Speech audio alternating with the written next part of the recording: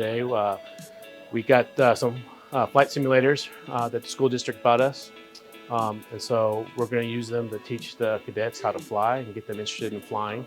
At the start of this year when Major Holt came in, he started talking about flight simulators and we were like, flight simulator, what in the world?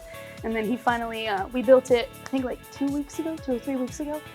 And it was kind of seeing it in real life was kind of like, whoa, it just brings it all into perspective. But first time flying it, it was really interesting because I've never flown a plane, obviously.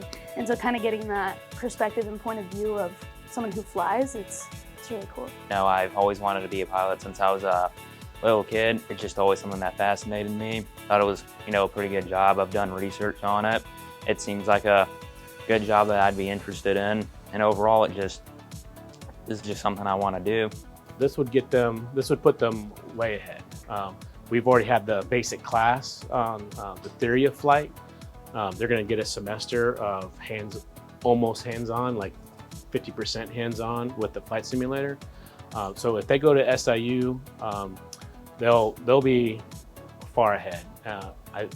They could also have their ground school certificate done, whereas somebody who's just starting at SIU would have to do that first before they can even get in the cockpit. So yeah, this definitely will get them ahead of the game. This completely changed the view of pilot because I've only been in, you know, just a flyer, just like, okay, we're flying here, let's go.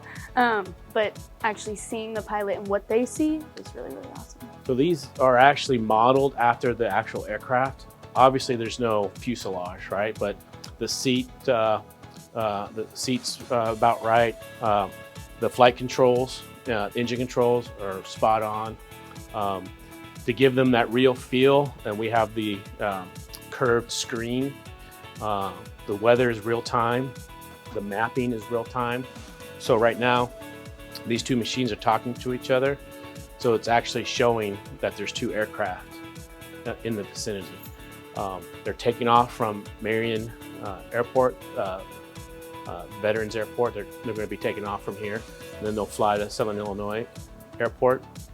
And it will be exactly how it is at Southern Illinois Airport.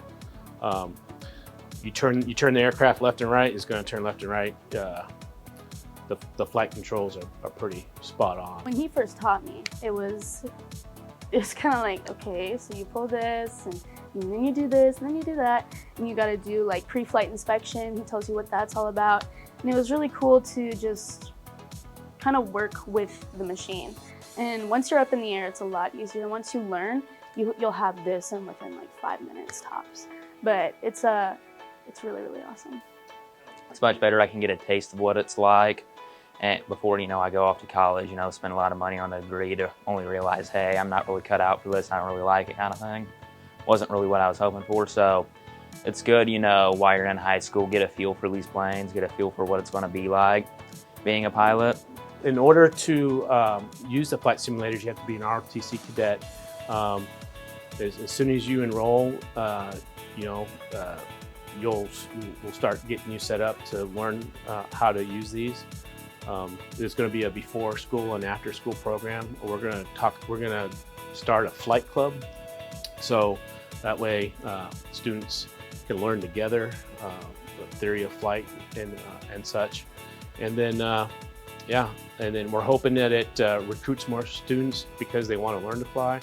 And like I said earlier, with a projected shortage of 80,000 pilots by 2032, if we can get them in now and pilots licensed and get their, get all their certifications that they need, they'll be ready in 6-8 years to take care of that shortage. I think ROTC is a great opportunity, and even if you're going into the military or if you're not going into the military, it's going to benefit you in multiple ways.